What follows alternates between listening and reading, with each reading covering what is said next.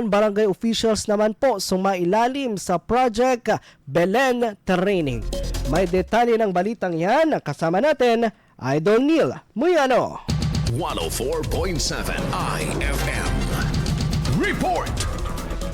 Sumailalim sa Project B.E.L.E.N o Barangay Education on Law Enforcement Network Training ang mga opisyal ng barangay, kawani at tanod ng Dagupan City bilang bahagi ng pagpapalakas sa kanilang kaalaman sa batas at tamang pagtugon bilang mga unang emergency responders.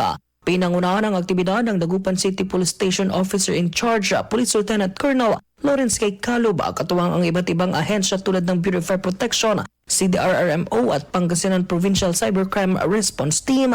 Layunin ng programa na mapagtibay ang ugnayan ng komunidad, kapulisan at iba pang sektor upang mapanatili ang kapayapaan at kaayusan sa lungsod.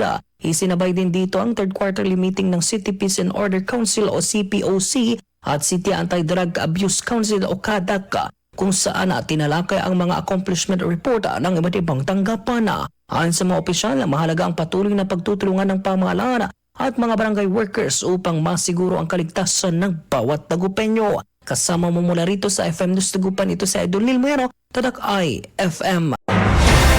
IFM News. IFM News. IFM News.